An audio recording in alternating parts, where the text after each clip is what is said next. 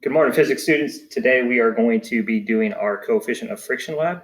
I've got set up for you a sample data chart. I will see something similar to this in your write-up form.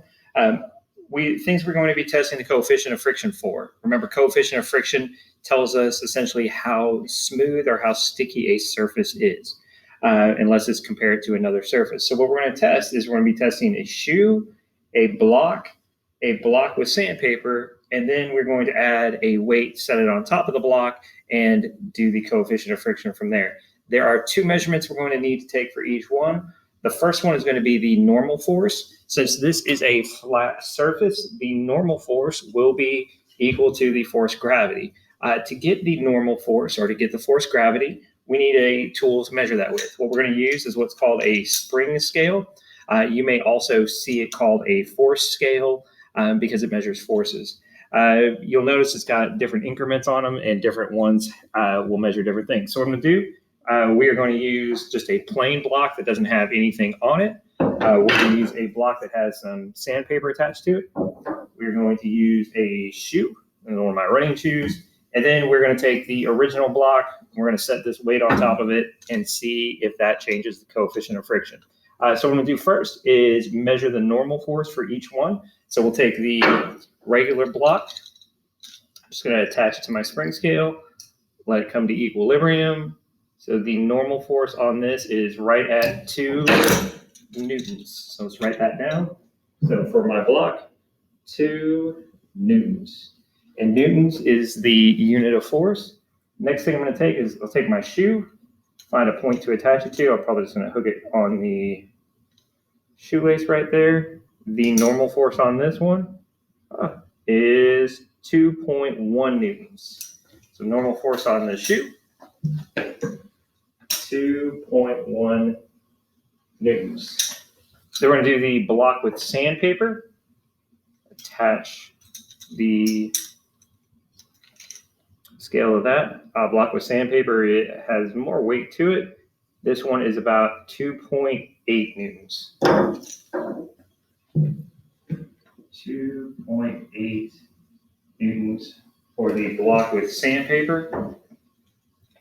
Now I could go ahead and take the force for this one. You'll notice it pulls the spring scale all the way down.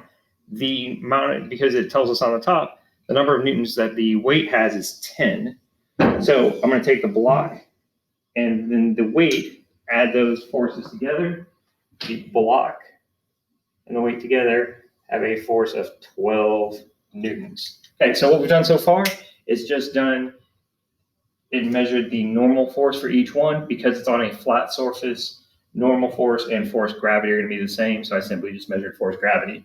Our second part, we're going to measure force friction. To get that, what I'm going to do is I'm now going to pull the blocks horizontally, and as I pull them horizontally, I'm going to look on the spring scale and see what that force is measuring at. So you'll notice this surface here is relatively smooth. I'm going to use the same surface for them to have friction against. You'll notice the blocks and the shoes will have different amounts of friction because they are a different surface. So keep in mind, coefficient of friction has all to do with the surfaces interacting with each other. So first one I'm going to test is just the shoe. I've got my shoe. I'm going to find a point to attach it to and go from the back on this. I go to the back on this, and I'm going to pull it at a nice, even, steady pace. I'm just pulling it this way, trying to pull it horizontally. I'm going to look down, and the force friction is about 1.1 newtons.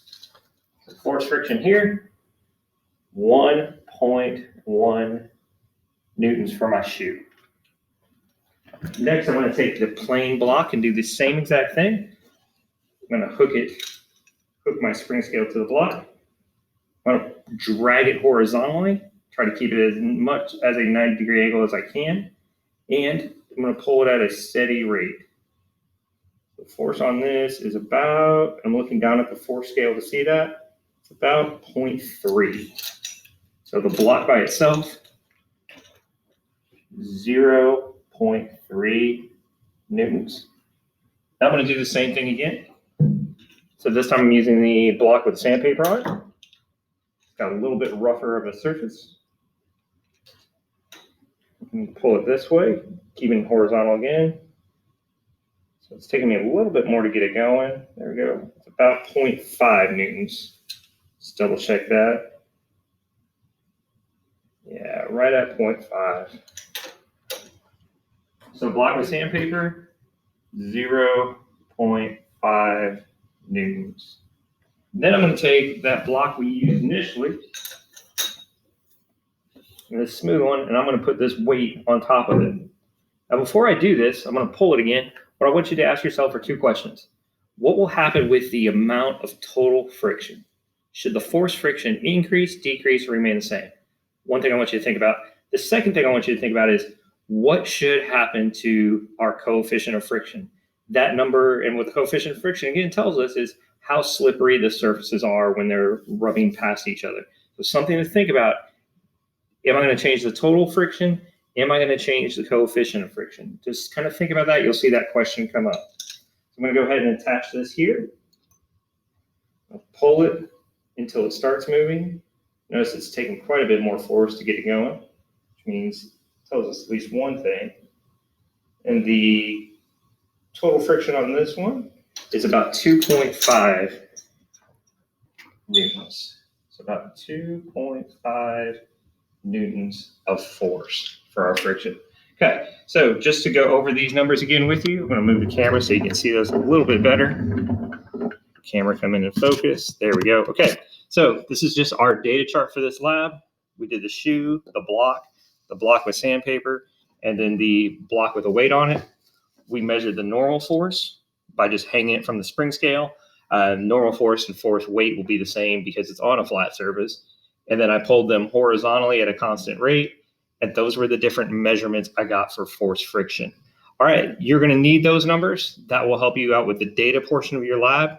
The rest of the lab is posted for you on Canvas. Just go through. You're going to be writing up your procedure, how we did the lab.